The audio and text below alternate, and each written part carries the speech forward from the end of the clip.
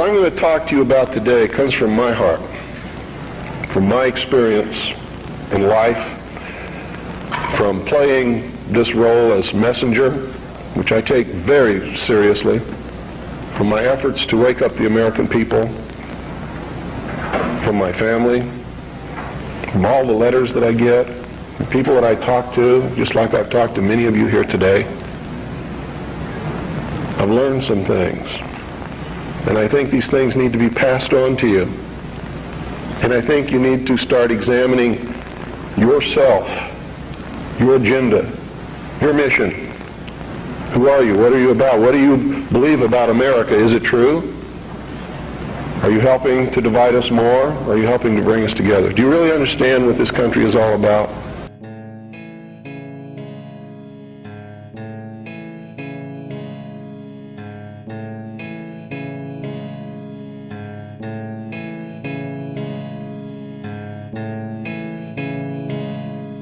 If you listened to shortwave radio throughout the 1990s, you were bound to invariably come across the sound of a captivating voice in the wilderness. That authoritative and self-assured voice for 5 nights a week would educate us, enlighten us, and most importantly, warn us of things to come. So they disguised their true intent and their true teachings, the esoteric, with a system of exoteric descriptions. That to the profane would mean one thing, and to the initiate or the adept would mean quite another. But that was then. This is now. What sort of creature inhabits the modern domain? Who is the modern man? That voice spoke to us of matters esoteric and exoteric, political and supernatural, scientific and lawful. That voice was world-renowned author, radio show host, and ex-Naval Intelligence Officer Milton William Cooper, otherwise known as Bill Cooper. I was reared in a military family. My father's an Air Force colonel. He's retired now. He was a command pilot. And I traveled all over the world, lived on military bases for most of my life. I was really an indoctrinated individual, you might say. I was as establishment as you could get, as gung-ho, pro-government, pro-America, pro-military.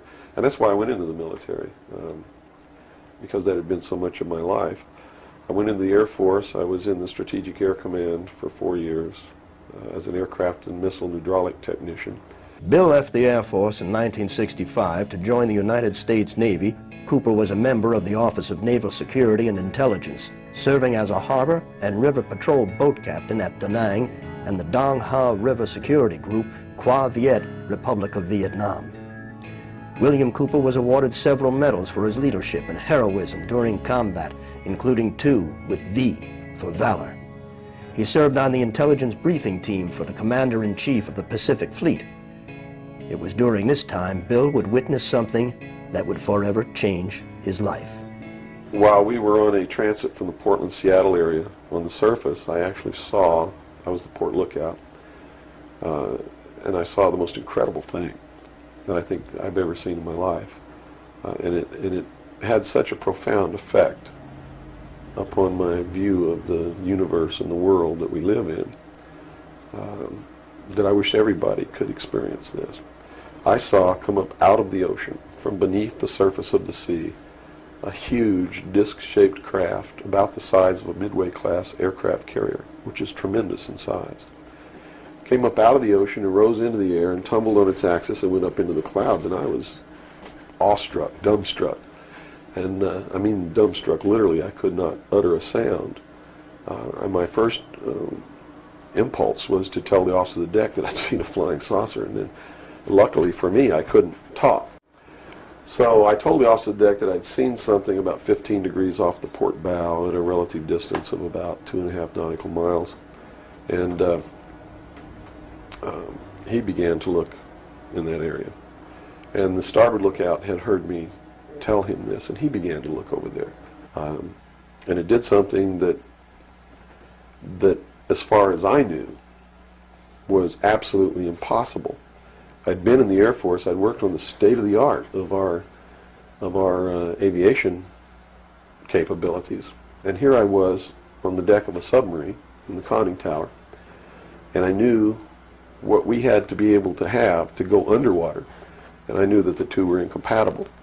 Here's something that came from under the water and flew in the air and performed maneuvers, and then came back down and interfaced with the water at tremendous speed and remained intact, which realistically it never touched the water. The water sort of magically opened up in front of it, but something had to interface with that water. Anything that we had that interfaced with the water in that manner would have been disintegrated. It's like hitting a brick wall. So I was looking at a technology that, as far as our laws of physics and what we knew at that time, didn't exist. This was in 1966. But when we reached Pearl Harbor, we were not allowed to go ashore to go on liberty, even though we didn't have the duty. And about 2 hours after we berthed at the submarine base, a commander from the Office of Naval Intelligence came on board and debriefed each one of us individually in the captain's stateroom.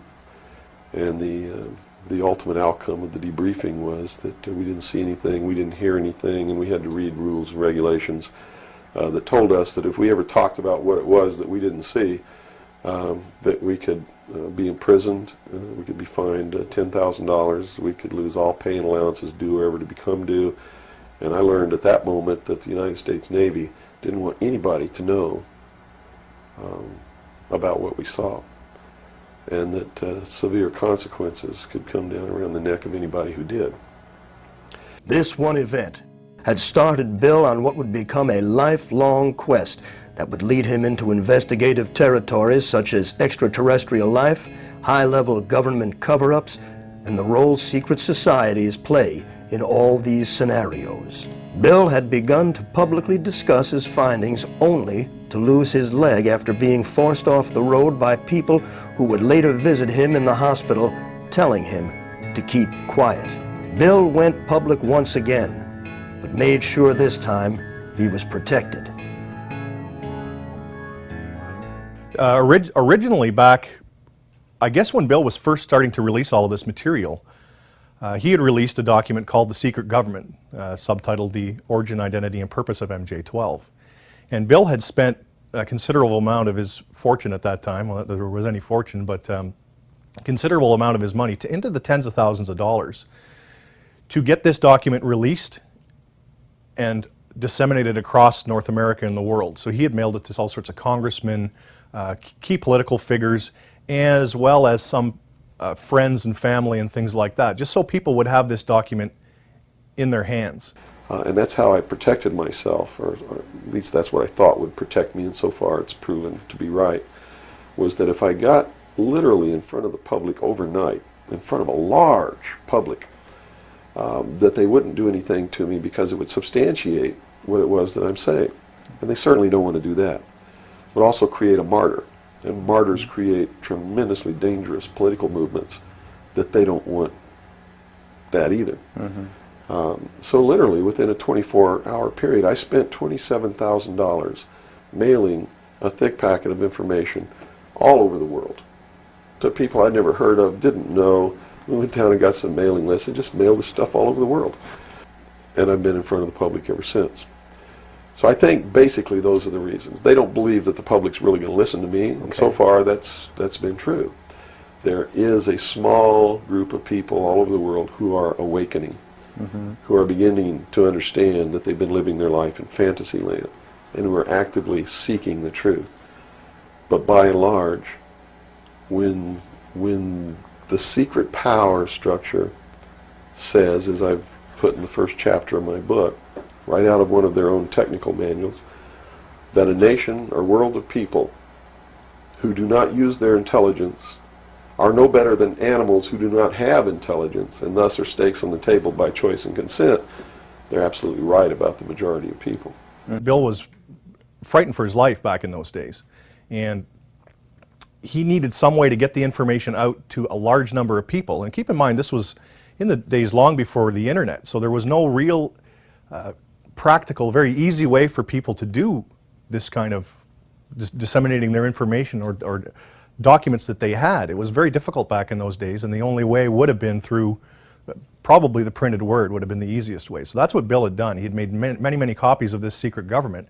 The secret government was an amalgamation of Bill's continued research into UFO phenomena and was first introduced at the MUFON Symposium on July 2nd, 1989 in Las Vegas, Nevada. The document highlighted his research into the UFO crash in the late 40s in Roswell, New Mexico, and documents that alluded to President Truman's knowledge of extraterrestrial life and his administration's efforts to keep it quiet. Cooper had seen these documents while serving in naval intelligence. But eventually, when they began to have confidence in me, I began to see things coming across my desk that were just absolutely incredible. And a lot of it is really hard to talk about because it's so far outside the normal concept of reality for the average American that they're going to find a hard time believing any of it. Mm-hmm. But I saw documents that were labeled under the classification top secret, and the compartmentalized, or the compartment that was put into was called MAGIC, M-A-J-I-C, which told me that that UFOs are real, which I already knew. I'd seen one. Right. But this went farther than that. It told me that they were extraterrestrial in origin, that there were 4 different extraterrestrial species or races visiting this Earth, and that they had actually entered into an agreement with the United States government with one of these species of alien beings to exchange technology, and it told me all the projects that was underneath this. Project Red Light was actually the testing of extraterrestrial craft. Project Plato was a diplomatic project. Pounce was the recovery of technology. Pluto was the application of that technology to our own secret space program, not the public space program. There are 2 different space programs. One is what the public gets to see, which is overseen by NASA, and the other one is a secret space program that nobody gets to see, which is really overseen by the Navy Department under specialized, compartmentalized black projects. I also saw documents under an operation called Operation Majority, which outlined the plans to bring together a one-world government, and also included extraterrestrial information within that. Project Grudge, which was the second project. First was Sign, and then Project Grudge, which contained all of the extraterrestrial information up to a certain point. I forget the year cutoff. And then it was contained after that in another project called Project Aquarius, which was the accumulation of the whole history of alien interaction on planet Earth. But I have to say at this point that I don't know if those documents were really telling the truth or not. They could have been showing me these things so that eventually I would go out and talk about this. And maybe that'll become clear to you later why they may have done that. It could be real. So. Bill, at this time, was acquiring a reputation as a UFO specialist. Unlike others in the movement at that time, Bill's credibility was unique because of his experience in naval intelligence. In the late 1990s, however, Bill reconsidered much of what he was saying, as his research led him to believe the technology he and others were witnessing may have been the creation of our own government, created and tested in areas such as the infamous Groom Lake, Area 51 in Nevada, where Bill filmed his documentary, Project Red Light. Bill was actually the first one to go to Area 51 and start filming some of these UFOs or alien spacecraft, whatever they may have been. Bill always maintained that it was a military base, which it is. We all know that now. In the early days, the U.S. military refused to even acknowledge it existed until Bill Cooper got a satellite photograph from the Russians, which proved it existed. We could see the landing strips, all this kind of stuff, and clearly there was some sort of infrastructure there. There were buildings and something was happening. So Bill decided, for a number of years, was taking expeditions up to Area 51, and he would take people there, and maybe one night they wouldn't see anything at all, but most nights there was some UFO activity. Doyle Shamley, a Gulf War veteran and Army reservist, had paralleled Bill's quest for answers. The two met at a research conference Doyle had been arranging, and soon the two became tight research allies. Doyle would eventually leave the reserve and join Bill in Arizona to conduct full-time research up until Bill's death. Then he realized his research at the time was heavily with Lars Hansen and many of them in the UFO realm. And he realized that most of them, and a lot of them upon admittal, and I have the documents, admitted to working for, either in the past or still being on CIA payroll. And he exposed them heavily, speaking engagements, and accused them of falsifying facts, as they called them, to steer people away from an eventual finding out of all the facts and send them down all these wild goose chases. In all the history of the world, folks, if we were really being visited by extraterrestrial life, don't you think we would have found one by now? Don't you think so? And how come the government always gets there first? It's podunk time. It's in the middle of nowhere. There's a farmer milking his cow, a flying saucer crashes, and the government gets there before he can get from his cow to the crash site.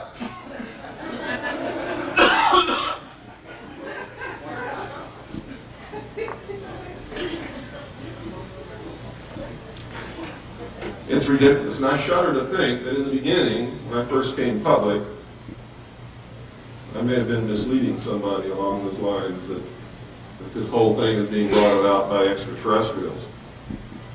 I think some of us were really used in the service of our country, and I'm very angry about that. He then realized that the scope of it was not going to be handled by just searching the paranormal. We had to get more into our worldly realm, right here, right now, the politics, the economics. And that's when he shifted more towards government-type studies.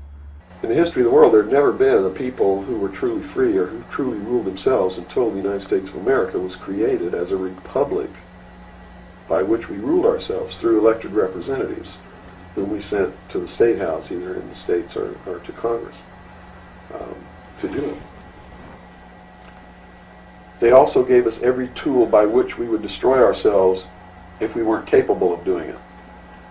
The United States and France, the revolution in this country and the revolution in France, were created to bring about governments which would function as the antithesis to the kings and queens of the world and cause them to topple off their thrones. It also gave man a chance to prove once and for all whether he could rule himself or not. And if he could, fine. That would be the New World Order. If he couldn't, they built the tools into the Constitution to allow them to take it away from us. And those tools are the creation of the federal democracy within the boundaries of Washington, D.C., and the right to contract, through which, if we were irresponsible, we would contract to receive rights from that federal democracy and thus in return give up our freedom. And that's exactly what's happening. After lecturing, releasing documents, and doing talk radio for a number of years, Bill had finally synthesized his research, life experiences, and philosophical insights into what would become one of the most popular underground conspiracy books of all time. Behold a Pale Horse. Beyond a doubt, I think the work that introduced Bill Cooper to the world has to be Behold a Pale Horse. Now, Bill had released a lot of other documents and things, but up until 1991, when the book was published, self-funded, by the way, the book starts out with Bill describing himself, who Bill Cooper is. He was reared in an Air Force family, goes through his early childhood years up to when he came back from Vietnam, and then where he got all of this information that he was putting into his book and why he felt compelled that he had to release this information. This title is from the book of Revelations, because I have to tell you this, and you may think I'm nuts if you want to, but this is the truth.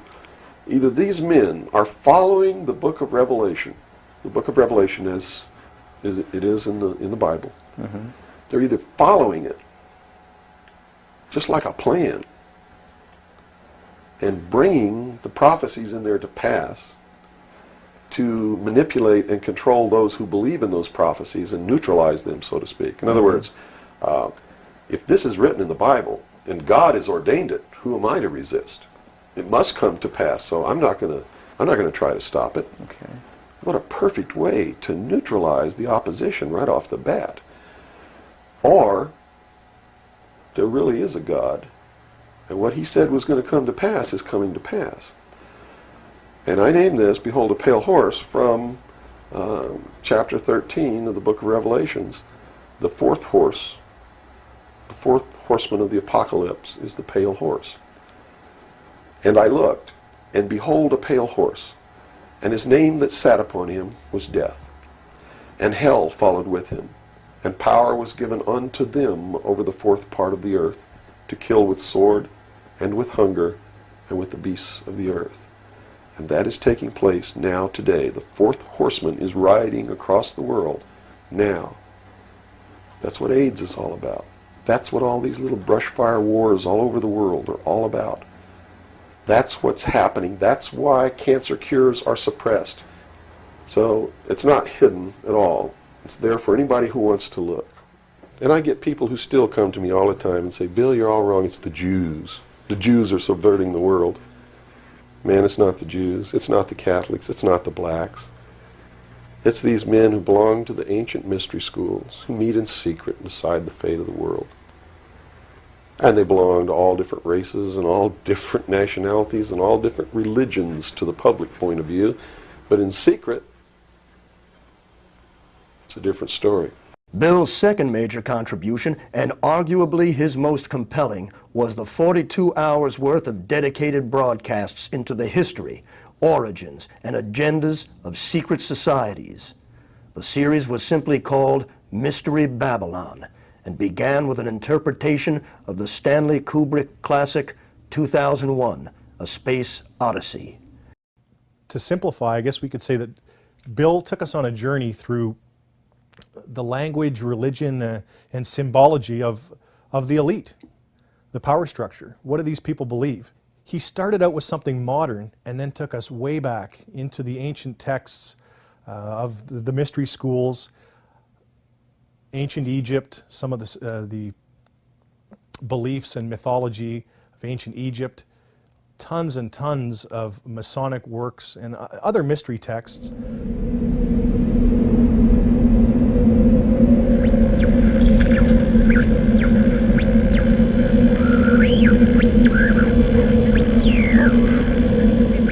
You're listening to The Hour of the Time. I'm your host, William Cooper. Tonight, ladies and gentlemen, we begin the origin, the history, the dogma, and the identity of the ancient mystery religions which are now known as the mystery schools.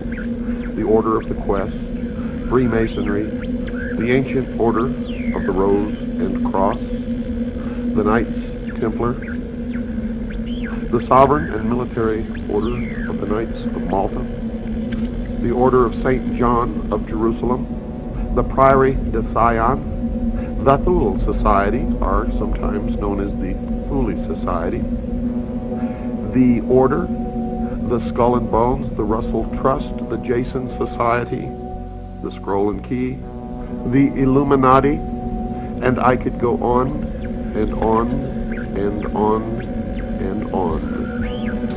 But the most important thing to realize is that they all have been collectively known throughout the ages as the mystery schools, the Illuminati, which literally means illumined ones. They are all one and the same, as you will come to know. And you will understand perfectly how they've been able to infiltrate all of our society. What you hear tonight does not necessarily reflect my views or beliefs or religion.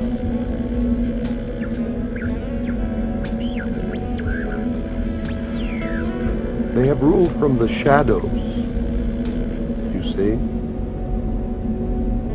And they call themselves the guardians of the secrets of the ages. And their first religion was called astrotheology, or the worship of the heavens. And their first object of worship was the sun. The second object of worship was the moon. And everywhere you see the mystery schools or the mystery religion, you will see the symbols of the sun and the moon, also known as Osiris and Isis. For in the religion of the mystery schools, they believed that man was held prisoner in the Garden of Eden by an unjust and vindictive God.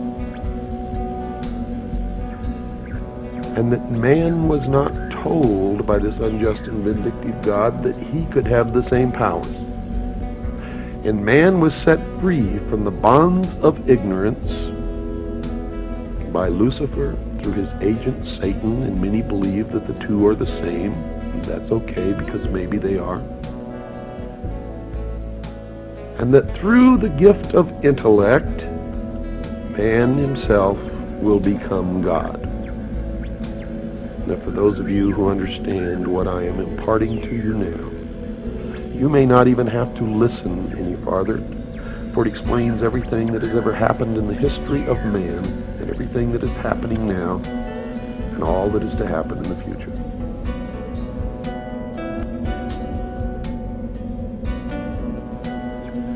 They believe that the tree-dwelling ancestors of man were among the most intelligent beings of their distant age. And when these creatures finally abandoned the trees and walked fully upright, freeing their hands to serve as implements of their minds as well as their bodies, there began the most successful evolutionary drive toward higher intelligence ever witnessed in nature.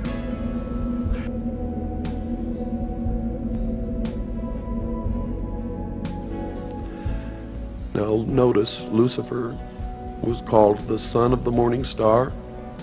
He was also called the morning star, and there is a great mystery here, because Christ also called himself the morning star. But I have been told by those who have been initiated in the mystery schools that Christ and Lucifer are one and the same being. What you believe, of course, is your own business, and is not my intention to make you believe anything, but rather to impart to you what I have learned over many, many years of study into the secrets of those who worship the ancient mystery religions in secret for thousands of years.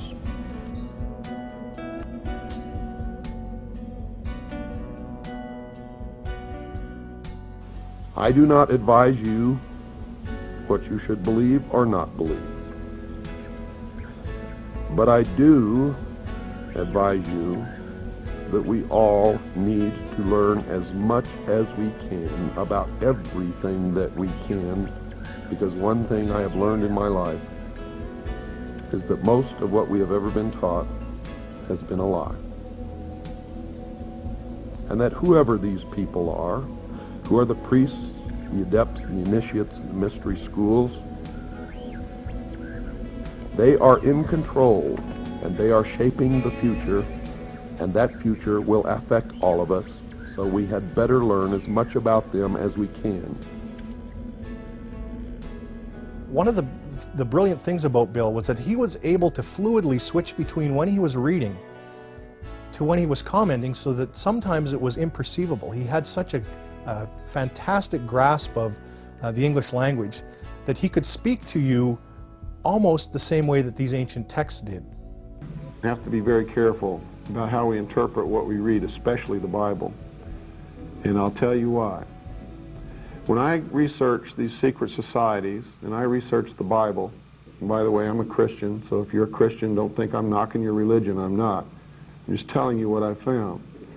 I have found that at the very heart and core of all these secret societies lurks the Kabbalah. The Kabbalah is the ancient Jewish mysticism. It is a method of encoding information through a system of mathematics and numbers. It is some of the most ancient knowledge that man has ever possessed and has been kept secret and given only to those who have proven themselves worthy through the process of initiation. Nobody knows where it comes from. I can tell you this, it was there long before the Jews came along. The Jews just took it and preserved it, and they passed it down, and it's used by everybody. Because it's at the heart and core of the secret knowledge, the metaphysics, the real science that none of us know anything about. These people that belong to the secret societies never dared to write down in any language what they knew, what it was that they were guarding, because then someone could steal it and then the secret would be out. So they devised secret systems of encoding the secrets of the ages, the knowledge, the hidden knowledge, the occult. Now, occult doesn't mean evil. It doesn't mean the devil. It doesn't mean Satan. Occult means hidden. It means hidden. That's all it means.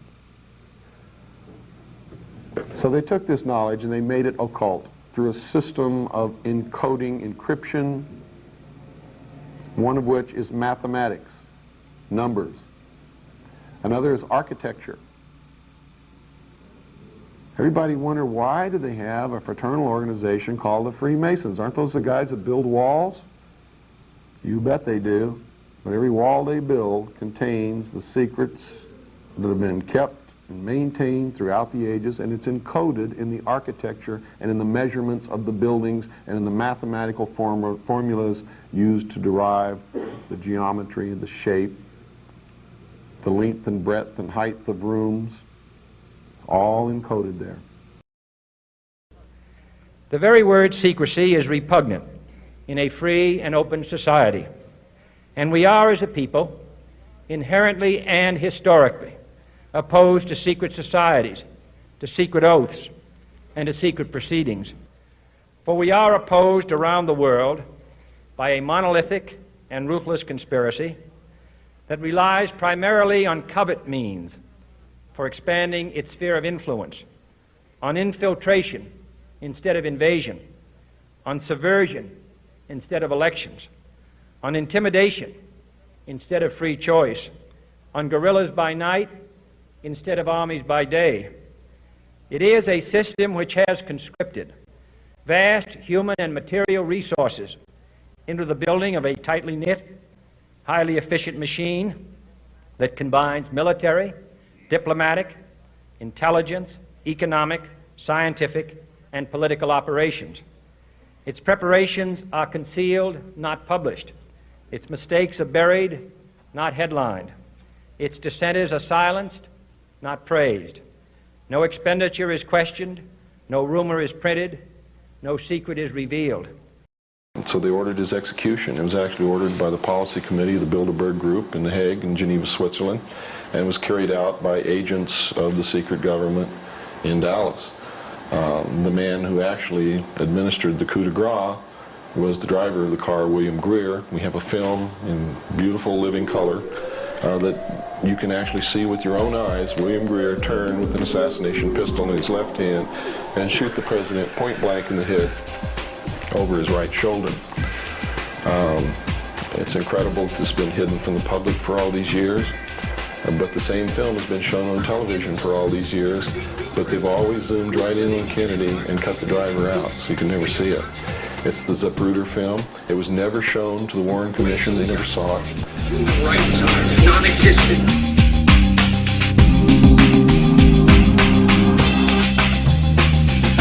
They have created a repressive society, and we are their unwitting accomplices. More and more people are becoming poor.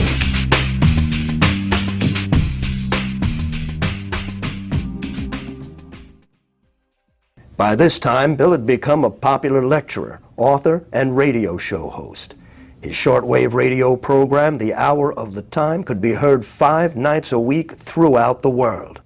It was an event. It was always exciting, waiting for the hour of the time to come on, turning on your shortwave and hoping that that night that the propagation was good across the airwaves, because of course shortwave is extremely susceptible to weather conditions, and when weather conditions are favorable, you're heard around the world, but when they're not, you're not heard anywhere.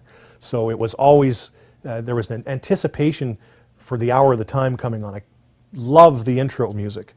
I waited to hear that siren starting and the dogs begin to bark, because you knew that there was something exciting happening and Bill Cooper was on the air once again.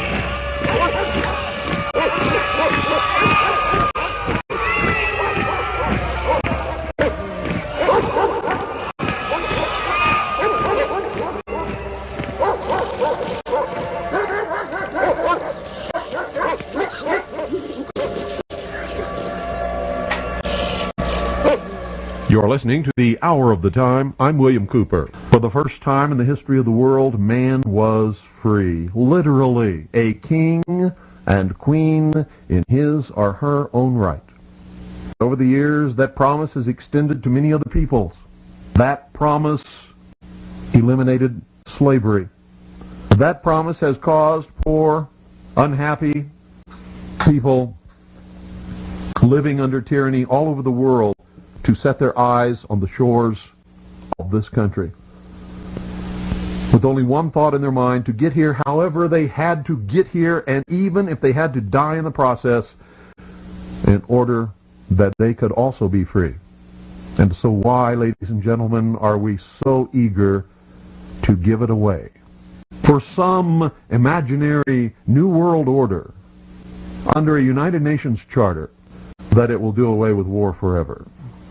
If you believe that, if you really believe that and you fall for that deception, you'll be so sorry for the rest of your lives. He had such a way with radio, really took you back to, I think, the pre-TV days when people used to sit around the radio and listen to it. That's what would happen in my living room. Friends would come over and we'd listen to Bill Cooper, and there was a certain nostalgia to it, but the fact that he was dealing with all of these current events and things that were happening right before our eyes added more drama to the whole situation. And it was just a wonderful experience every night sitting down and listening to Bill. Every time any church gets control of government, the people suffer. It has always happened. That's why our founding fathers established a country where that was not supposed to happen, where everybody was free to worship at the altar of their choice. And if you think they were all of one mind, you better think again. How many religions of the Protestant group do you think existed in this country when our founding fathers put together the Constitution? Over 1,500 different groups, all claiming they were right, teaching a different dogma, quoting scripture to justify what they said, and everybody else was going to hell. So don't give me this Christian nation bullshit, because that's what it is. This nation reflected Christian values because the people who made up the government in the early days were Christian. But none of them agreed with each other, and they still don't today. Bill married, had children, and continued his life as a messenger by creating a large global civilian intelligence gathering organization called CAGI. Now, CAGI stands for the Citizens Agency for Joint Intelligence, and it was Bill's research gathering arm of his whole operation. His principal idea behind CAGI was to get a whole group of like-minded researchers and individuals, patriots in the U.S. and throughout the world, really. At one point, the Citizens Agency for Joint Intelligence was the largest civilian intelligence gathering organization in the world. And the one thing about CAGI was that it wasn't a secretive society like the FBI or CIA would be. It was an intelligence gathering organization with the idea of putting this gathered intelligence out to the rest of the world. During the late 90s, Bill's outspoken disposition would find him harassed by government agents who kept watch on him in Arizona and tried desperately to keep him quiet by accusing him of federal violations, including tax evasion and bank fraud, that to this day have yet to be validated. Essentially, by June, July 98, I was moved here with Bill to conduct full-time research into the mystery schools and secret societies and the government protocols in general. I was in the next town over running some business errands and came back, and he came rushing out to meet me, and he said the federal marshals were just here. I said, what? He said, yeah, they came up and they said they were going to serve me with charges. Well, he countered them with the jurisdictional issue, which he is probably the expert on, or was the expert on, and is on the website. Because then they, as in federal government, started pulling goofy stuff. Agent Fillerup was an FBI agent out of Pine Top Lakeside. Agent Fillerup showed up one day, this is just a couple weeks after the federal marshal initial visit. We were out in the backyard barbecuing, which we often did. He got out of his Bronco and said, oh, I just want to talk like old friends. And basically we told him we knew he was full of shit. And well, let me just hand you this envelope. And he's waving it. No. And we were still barbecuing away, and he was still out the side of his vehicle there, and he goes, well, I'm going to come on up. And Bill told him point blank, do not come up here. You're not welcome. I'm not talking to you. You go back and tell your bosses that there's not going to be another Waco or Ruby Ridge in this country. And this time you guys, and this is his own words, you stepped on your dick. And he got back in and back down the hill. He only had about a year. Basically had a timeline to bring Bill in on these trumped up tax evasion charges and bank fraud. We did have a meeting with Congressman and his staff. He brought his entire staff up to one of our backyard little barbecue things, and we knew they were coming up, but we had to cook anyway. And they sat and talked to us for quite a while, but they weren't willing to help. And we were, like I say, always wanting a peaceful end to this and an answer to our jurisdictional questions. And to alleviate this problem, another thing we did was contacted any bank he'd ever dealt with. Car loans, banks, house loans, property loans, anything. Oh, no, we're a glowing customer, paid off early, never late. No fraud in existence. So essentially, when the year came up that Fillerup was quasi-given as a deadline and nothing had taken place, he was moved on, Agent Fillerup, to who knows where, maybe the real Siberia. And things seemed to calm down a little bit. And we were hoping that maybe it would just kind of go away. Unfortunately, things did not calm down. After Agent Fillerup's departure, more agents were assigned to watch Cooper, and Bill was eventually placed in what was known in the 90s as Filegate, where President Clinton ordered unconstitutional investigations into a number of individuals that were deemed a threat. The heat escalated to the point where Bill felt it was necessary to protect his wife and children by placing them in hiding for their own safety. It was now Bill and Doyle fighting the federal government on what seemed to be phantom charges. Towards maybe the last 8 months or so of his life, because of events happening around the world and then culminating in 9/11, as far as world-type events, Bill really turned the heat up on the people that would see this country's demise on his broadcast and on his website. And at that point, a person could tell if they had watched the happenings and knew the facts, not just the crap that was put in a paper here and there about Bill or the situation here, and had done their research that now it wasn't a matter of if but when for Bill's demise. In August of 2001, a local doctor by the name of Scott Hamlin had reported to local Eagar police that he had been harassed while parked on Bill's Hill by a man who followed him, pulled out a gun, and threatened him in front of his wife and kids.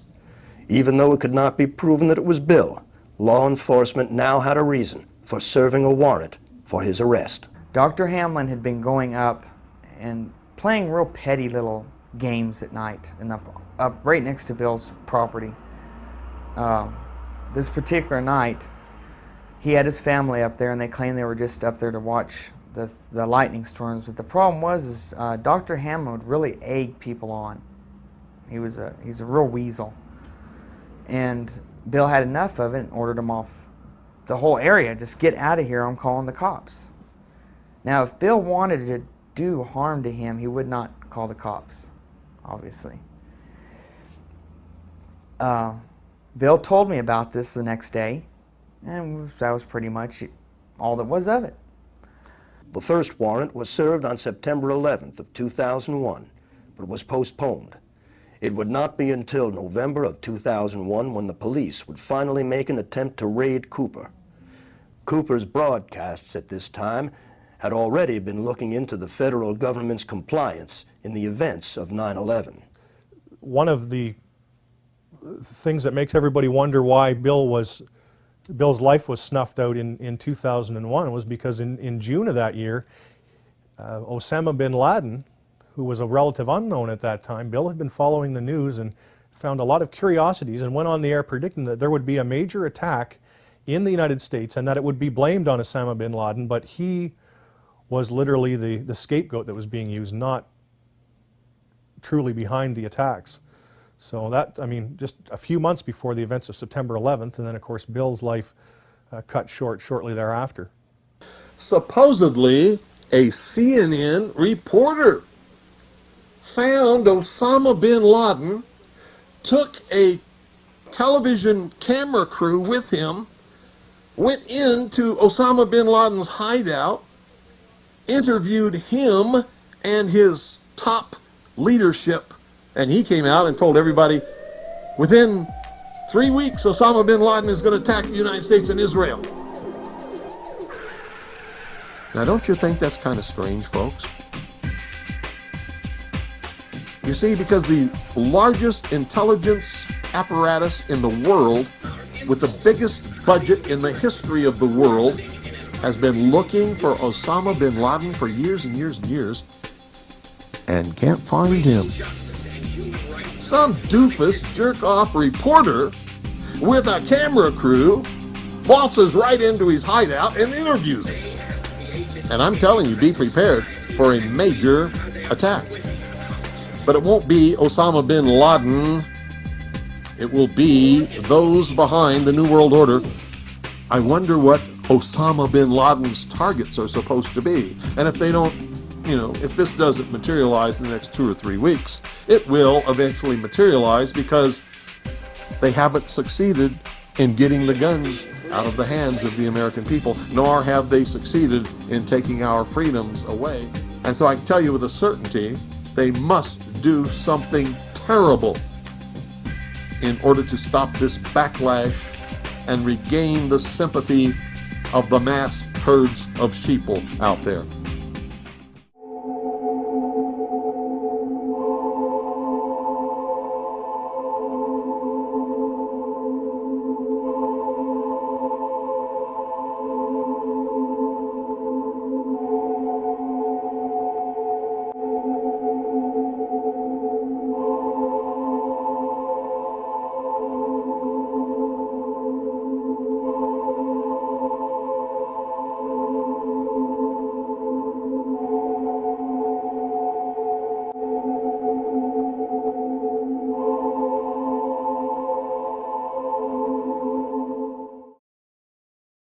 Bill heard the commotion out here, just the ruckus, because the noise that comes up the road being so rough and stuff. He assumed, I guess, that it was typical high school partiers because they leave their trash and stuff out, and the local property owners all around us had come to us and asked us to run them off because they were destroying gates and fences. He came out, got in his truck. His truck was always parked right out in front of the house there, right past the driveway. He would park just in front of the lawn, always normally face that direction. And he whipped around the cul-de-sac, I would have to assume, because that's what always took place. And he then proceeded down this cul-de-sac here, which is Clearview Circle Drive. He's 96 Clearview Circle Drive. That's on the county register. He came down here, and then at that point, he came down to go to this other end of the street, which is right down there. You can see the sign and the gate. Okay, that's where they parked, and that was real common for the high school children and people making noise and throwing trash around and stuff to do. They would park down there. That particular owner owns the rest of the 40 acres down there, and he was particularly perturbed because they would vandalize his fences and cattle troughs.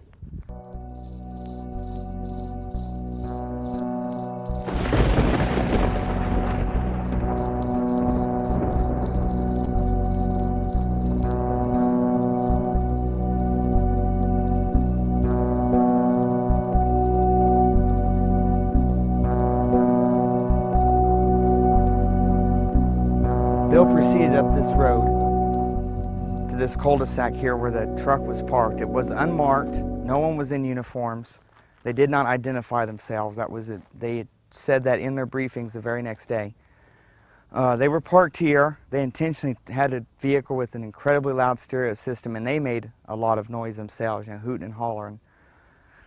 Bill came down and told them, this is based on the law enforcement people that told me this, that were involved that night. Bill told them if they didn't leave, he was calling the police, and they shunned him on. So he then turned around to go back to his home up there and call the police. Now, at that point, they were here, and he just basically turned right there, just out on this lot a little bit, and went on back.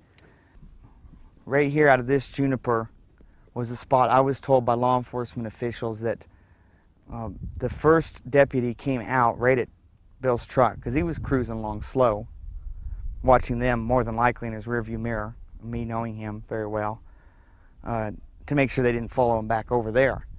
He came out, and this is the point where Bill knocked him off sheerly with his arm, not ran over anything. That guy basically just landed on his butt because Bill hit the gas. So he made this little curve here, and this is where he stopped. At this point, according to law enforcement officials, from their briefing and then plus people on site right then, when he stopped, one more person approached the vehicle, but not running. And that's when he did the open hands thing and a sign of, you know, like surrender or whatever.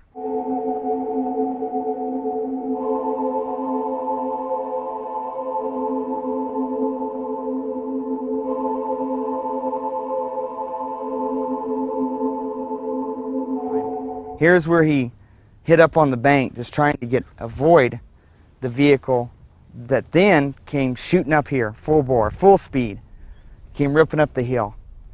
So obviously the people at the end had communications with people down there on the road. Must have verified that Bill had turned around coming back to his house. So they came zooming up here in a vehicle. He's avoiding them. He comes up on this bank. It was testified as that by the law enforcement reports, as well as the evidence on his vehicle that is what happened. The exhaust system was tore off the bottom. He then proceeded right there past the small elms and the driveway to the front of his yard.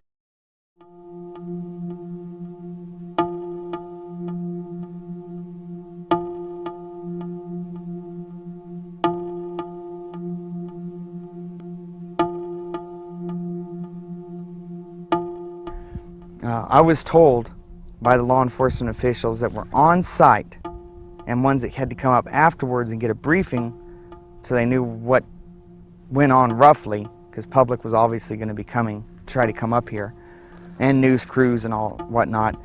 They had put out that Bill is not to be let to that house, let back in that house alive. It was premeditated.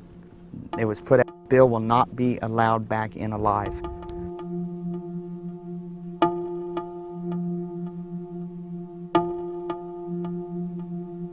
Right here at Bill's home is where he pulled up. His front of this vehicle would be towards me. The other vehicle was parked with the front towards the other end of the street. Bill ran around the back of his vehicle, which would be towards the driveway. He then proceeded across his yard. This is when the shooting began, according to their reports. The vehicle that was parked here, besides his truck, which was pointed that way, he had bought for Jessica, his daughter, and then she didn't want it, so it was just sitting here. Sheriff Goldsmith ran around the back of it, which would be towards me, and got on this street side to use the vehicle as protection. At that point, Bill is approximately halfway in the yard and still running with his back towards him. They claim at that point he began shooting, which was with his right arm just thrown backward, haphazardly pulling the trigger of a .38 snub-nose Smith & Wesson.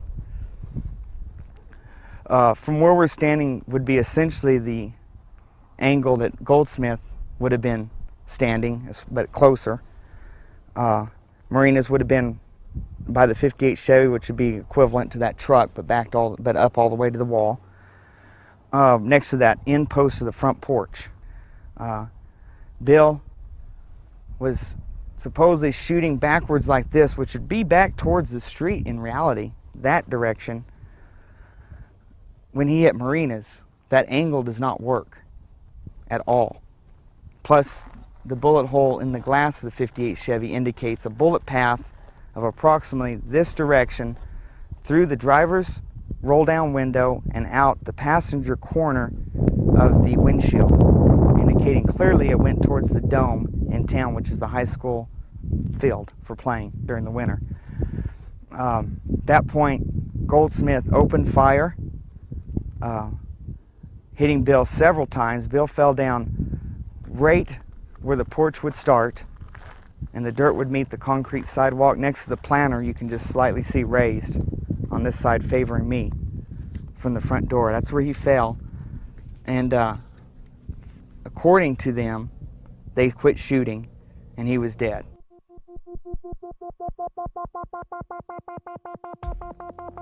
An Apache County Sheriff's deputy is in the hospital after being shot in the head by a so-called militia member. Now, what we know is that militia member is dead. Our Gary Harper has the very latest on what's going on with that story. Gary? Marty, Scott, this all happened in a little town called Eagar, Arizona, which is just on the eastern side of the state of Arizona. It's almost on the border of New Mexico. This is what we know so far. Sheriff's deputies, we understand, were trying to serve some type of arrest warrant on a man by the name of William Cooper. He's also known as Bill Cooper.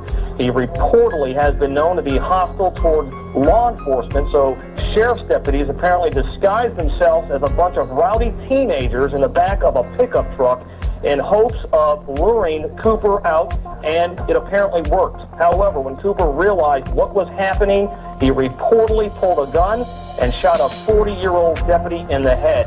During the gunfight, Cooper himself was shot and he was killed. Now, this is what we know about Bill Cooper. Officials say he belongs to some kind of militia movement and has published several anti-establishment articles. He has a website, we understand, and on that website he acknowledges that there is an arrest warrant for him, but he writes, and we're quoting here, any attempt by any federal government agent or anyone else to execute the unlawful arrest warrants will be met with armed resistance. Any person who attempts to kidnap our children will be shot upon discovery. And that is apparently what happened earlier this morning. Sometime after midnight, Cooper reportedly pulling a gun and shooting a 40-year-old Apache County Sheriff's deputy in the head. That Sheriff's deputy, we understand, has been flown to Phoenix, where he is in a hospital. We are trying to get his condition right now. We do not know exactly what his condition is, and we understand that the militia member, in this case Bill Cooper, was shot to death. We do have a crew en route to Eagar, Arizona, and we'll have a lot more coming up on tonight's news. All right. This was an extremely serious event, not just because Bill had been shot, but what precipitated this? How did this happen? Was this no one knew the answer, so immediately we got on the internet and we started searching, downloading news articles from Arizona, trying to find out. I got on the phone, was calling the Hour of the Time phone line, which of course was busy most of the time, and then I would leave a message when I could, please call me back, not understanding all of the chaos that Doyle was involved with that day as well. Can't trust the papers, as Bill would say. In fact, within the first sentence of the first article that was written about this in the Arizona Republican, the word militia appears. The name Timothy McVeigh appears. This kind of irresponsible journalism, unfortunately, was something Bill had to fight off for, as he would say, years and years and years and years and years. Bill was not a member of a militia, but he believed very strongly in the Second Amendment, and he did a program on how to form your own militia and do it legally. After Bill was killed, virtually every newspaper article that you would see on Bill, or any report on television or on radio, always mentioned Timothy McVeigh, and that Timothy McVeigh and William Cooper were connected. And Bill was portrayed as an extreme right-wing lunatic that was encouraging the activities of Timothy McVeigh. While in fact Timothy McVeigh did listen to William Cooper and in fact visited him, came up to Bill's Hill to visit him, Bill told him to get lost. Michael Brescia, who is John Doe number 2, the spitting image of the drawings that they put out, wearing the exact same cap that was worn by the man in the drawings that they put out, with the same tattoo on his left arm, stood in front of me for 10 minutes and talked to me in the company of Timothy McVeigh. And Tim McVeigh was not the leader. Tim McVeigh probably didn't say more than 25 or 30 words during the entire time. Michael Brescia did all of the talking, and the last thing he said before they left in their green Mercury Marquis station wagon with a puke yellow interior was, "Watch Oklahoma City."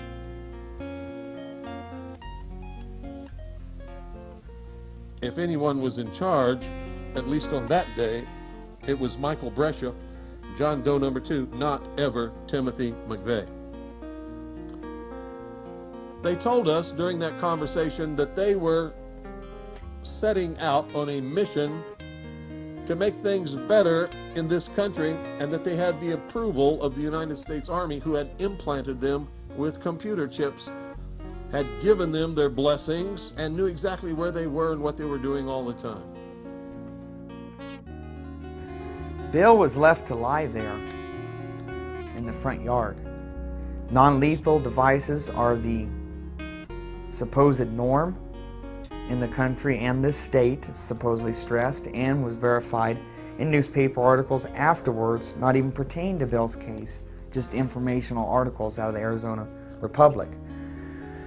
No such device was used, nets, stun guns, anything. All the fancy foams and rubber bullets, none of that.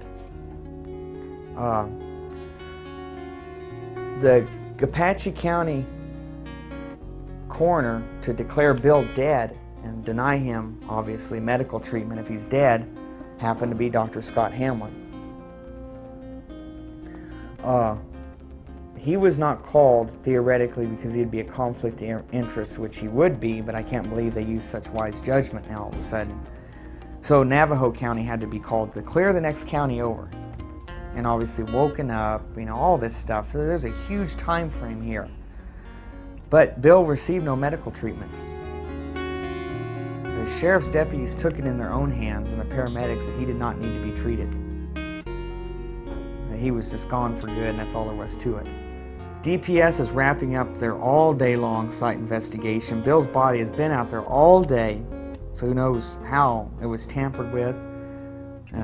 Cameras, nobody was allowed up there. You couldn't get within it to get camera views. Even the helicopters were shunned off, so they couldn't get views of the body. So there's no way to ever tell if it was moved 100 times maybe before the ambulance picked it up. It was then taken to Tucson Forensics Lab for an autopsy.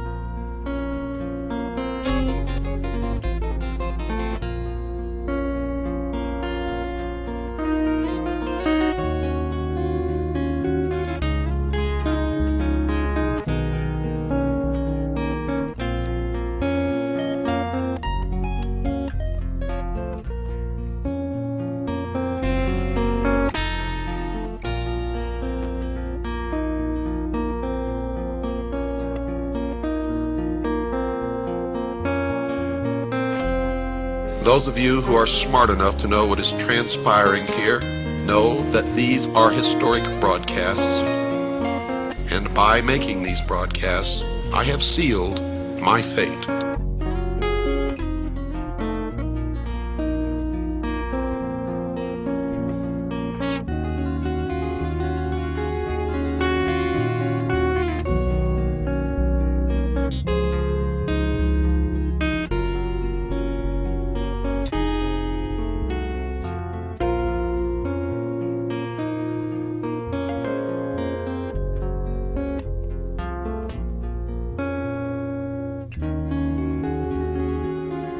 I believe this. I found this to be true. If you're not walking on the razor blade, you're really living in a kind of death existence. You have to have that danger facing you that if I slip, I'm dead. That's what makes you live. That's what gives you life. That's what gives you purpose. And I sincerely believe that any man or woman who does not have principles for which they're ready and willing to die for at any given moment that they're called upon to do that is already dead and are of no use or consequence to themselves or anyone else, and will be unhappy throughout their life for that very reason and that very reason alone.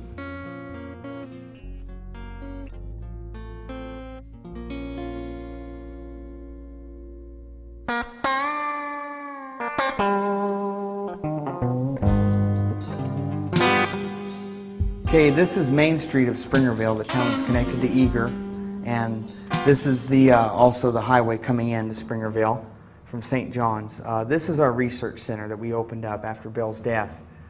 We had to close it due to financial constraints recently. You're seeing the last of it. What this room contained was the core research books and articles. Along every wall that you see, 7 shelves high, literally from the floor to up high, was solid books. We categorized them and alphabetized them by category, and then alphabetized them in each category, so it was easy to look up.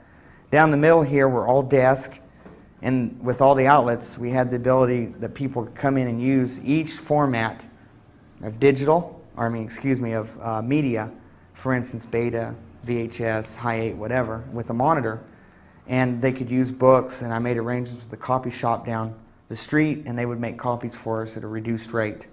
That way the books never left the building. This whole front portion from this here was solid file cabinets, completely packed full, every single drawer, the big file cabinets of individual pieces of research material. Rare transcripts, any of that stuff. All this we still possess. I just have it in safe storage now. This was the studio, the audio and video portions. Watch your step. Back here, just the remnants of cable. All my masters are just down here on the floor. Bills are all preserved in a safe place. Those are just the masters of all my broadcast. And in here was audio and video setup and all our duplication, order fulfillment. And here is the famous microphone that Bill loved so much and talked about on the air, the RCA tube mic, right here. He really liked this microphone a lot. From when he got it, that's all he used on the broadcast. How old is it? Oh, 40s. This is one of his Vietnam service medals. Now, some of his were just destroyed over the years, moving. So he had put together this batch prior to his death because he wanted to kind of make it an assemblage of the medals that were over there at the time that people were earning for the Qua Viet website. And this one's the Republic of Vietnam's service medal. Here's the commendation medal. And above them you see the ribbon that you wear. This is really for decorative purposes only. And historical, really, you don't ever wear these except for when they're pinned on you and you take them off. This one right here is Naval Service, and here is National Defense Service Medal. These, some of these pieces down, well, all these pieces down here were some of Bill's favorites that he had in his work area on display. That was his Say No to the UN plaque he got from the Lansing, Michigan speech. That tape will be familiar to many in the audience. Because when I'm here, I'm just Bill Cooper. I'm talking to you from my heart. When I'm on the radio, I am on a mission. And that mission is to slap people upside the head and wake them up and even make them hate me, if that's what it takes to get them to go examine what I'm telling them to find out that it's right. You see, I don't care how it's done as long as they wake up. And if I have to be the bad guy that they're going to hate for the rest of their life, that's okay with me if I wake them up. A Bill of Rights from a very old print, and they fixed it to that wood placard and gave that to him, some of his friends. The saint casting out Lucifer. That was by the kitchen. This is one of his all-time favorite records ever. Love is a Gentle Thing. Here's a nice reproduction of the Declaration of Independence for the States of America. And here's a leather embossed plaque that Eva and I had gotten Bill for his birthday back in 1999, 2000, one or the other. It's the prayer at Valley Forge from the famous painting of George Washington praying, asking for guidance. Is this copper engraved plate and raised of JFK, John Fitzgerald Kennedy, the 35th president. This is one of Bill's favorite pieces, hung in the hall entryway of the house. I don't know where he even got this, but he really liked it and made sure it was always up wherever he moved.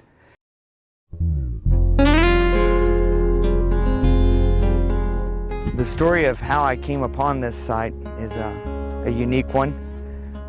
Tasked with having to find a site and not much time, I went to the city of Springerville, and this was one of the few things that worked out smoothly following his death, and at least with all the arrangements. I went down there.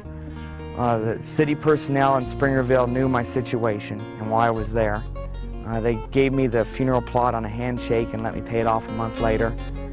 And they even had the city working crew, the field crew that would have to dig it, come out after hours that day when they could have been home because they weren't getting paid and meet me. It's an old cemetery, basically a very crude mapping system because of the age of the graves. I met Tom, the city crew member, right down there at the entryway, and I parked. He was behind me, and I got out of the vehicle, said, "Hey, let's take a look," and he goes, "Well, let's just start walking around and see what you think." And I saw this elm tree here and was drawn here almost like magnetically. It was really strange, and the hair on my neck almost stood up the whole time. And I walked with a purpose straight to that tree, and then looked over here and walked straight to here. No hem-haw, skipped a lot of space. And I look out here, and it's the exact view that Bill loved. In the mornings, afternoons, whenever, but afternoons is favorite. It's the same view we had from his back porch where we would barbecue and sit and listen to shortwave radio at night and watch the sunset and the snow, and just beautiful. He loved it. He talked about it on the radio often. So I'm standing here, I'm looking at this, and it's amazing. I'm still getting this chill feeling. And I look over like this, and there's Bill's house, perfectly in line. And this is essentially the exact same elevation and line of his back porch where he always sat and enjoyed the view of this valley, the round valley here. And I said, "Well, what about this spot here?" And he says, "Oh, I think that's taken." So he pulls out this map, a lot of it hand-drawn and added to. And lo and behold, he goes, "Well, I'll be dang, there's 2 spots open here. I thought they were full." And I said, "I want this one no matter what." The gentleman, Tom, he circled the area with cones and parked a vehicle here and notified the city crews that no one wanted us to get this spot because it was for Bill. And that's pretty much how it happened.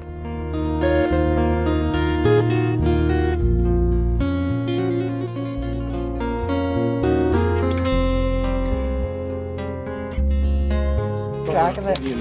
It's North Carolina. Okay, so there's at least Okay, a description of North Carolina being put down now. writing down what's the These are from Michigan. Okay, now we're getting These ones. are Petoskey stones. Petoskey stones from Michigan. Yeah, they're from the This also came from Lisa. It's from a rock from Washington State. Where's that one from? Vermont. Both? Yes. Tumbled flint from Ohio. Flint Ridge, actually, no less. So.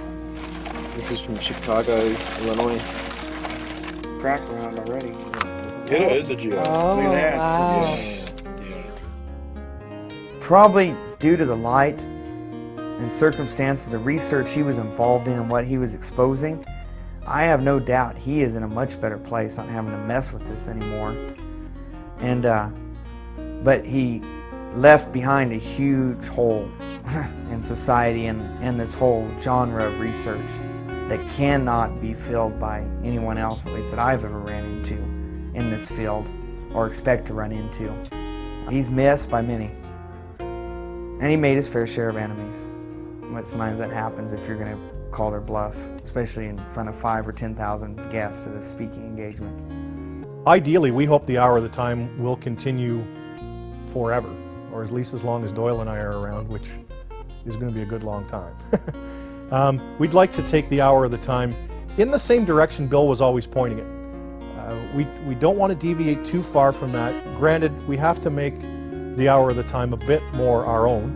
Bill Cooper's not around anymore, and we are constantly receiving emails, both good and bad, some saying, excellent job guys, really appreciate what you're doing, and some of them saying, you know, Bill wouldn't have done it this way. Well, unfortunately Bill's not around anymore, and he's not here to tell us how he might have done things.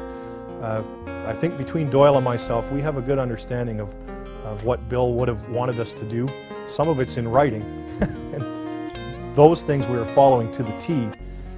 And definitely the pursuit of truth is key, and the more knowledge you get, the closer you get to that goal. I've seen too much through my life happenings to verify the problems and this whole one world government scheme. They're definitely not backing off. I've been privy to too much knowledge and research materials to give it up now. The naysayers out there that say it can't be reverted back, or our only choice is to sit here and wait for Christ to come because we're doomed or whatever, I don't agree with, because the same thing was told to the founding fathers and framers. And look what that small handful of men and colonies did and the ripples it caused around the world, and forever in world history what it's going to have caused. You know, they took on the British Empire. The sun never sets on the British Empire was the logo at the time, and the most powerful government in pretty much world history to that point. And they took it on, a bunch of people that knew that what was going on was wrong, and defeated it.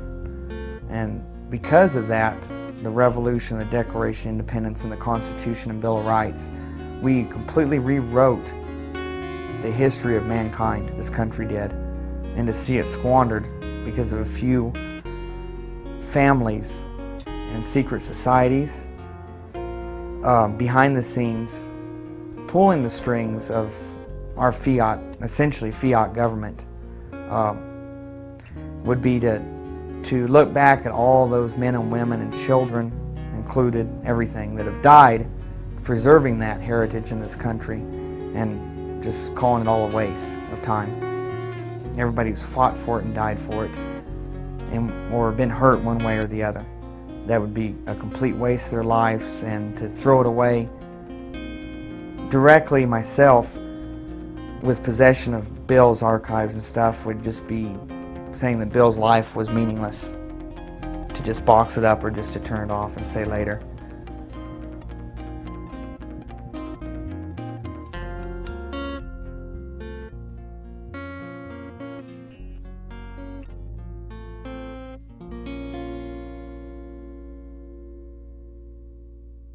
Do you understand what I'm telling you?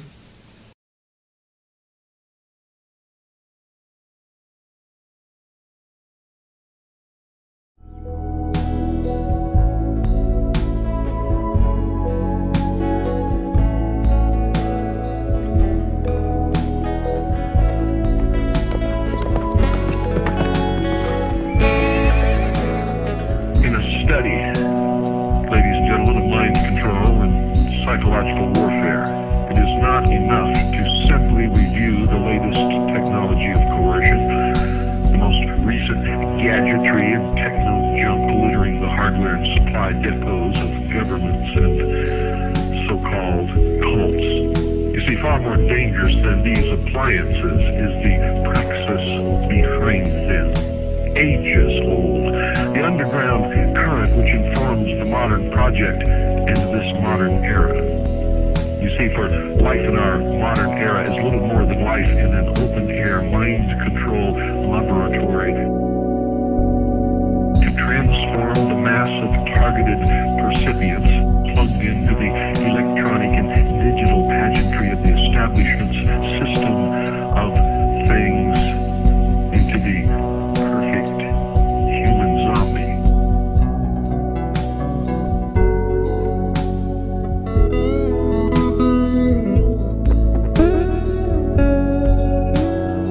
They disguised their true intent and their true teachings, the esoteric, with a system of exoteric descriptions. That to the profane would mean one thing, and to the initiate or the adept would mean quite another. But that was then. This is now. You're already in the New World Order. You're already in the New World Order. World Order. What sort of creature inhabits the modern domain? Who is the modern man? He is the smartest, most advanced individual to ever strut the planet, the most relatively liberated being in history. He scoffs with great derision at the idea of the existence and operation of a technology of mass mind control emanating from the media and government. Modern man believes that he is much too smart to believe anything as superstitious as that. But the truth is, modern man, ladies and gentlemen, is the ideal hypnotic subject.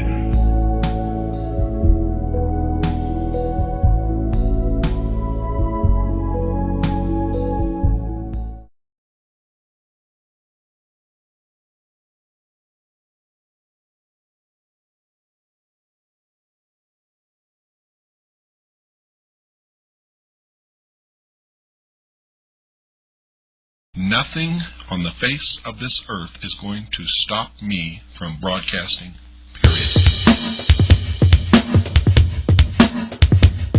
I will begin making tapes, and I will make them in the hundreds and distribute them all over this country.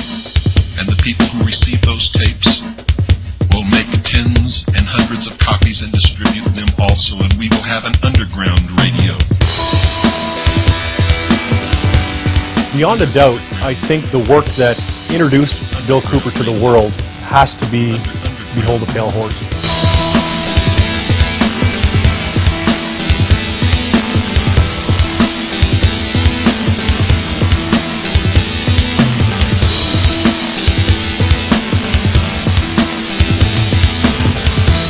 And Bill told him point blank, do not come up here, you're not welcome, I'm not talking to you. You go back and tell your bosses that there's not going to be another Waco or Ruby Ridge in this country. Marty Scott, this all happened in a little town called Eagar, Arizona, which is just on the eastern side of the state of Arizona. It's almost on the border of New Mexico. This is what we know so far. Sheriff's deputies, we understand, were trying to serve some type of arrest warrant on a man by the name of William Cooper. He's also known as Bill Cooper. Do you understand what I'm talking about? What is our common bond truly? Freedom. In this case, Bill Cooper was shot to death. We do have a crew en route to Eagar, Arizona, and we'll have a lot more coming up on tonight's news. Most people are no better than animals who do not have intelligence because they don't use their intelligence. And to these men who control things behind the scenes, you are stakes on the table by choice and consent, and will always be ruled and manipulated and enslaved by people who do use their brains. Bill hated right-wing, hated left-wing. He hated these labels. He was an American. He believed in the U.S. Constitution. And if you were right-wing, you had an agenda. If you're left-wing, you had an agenda. Bill had no agenda. Bill believed in the Constitution.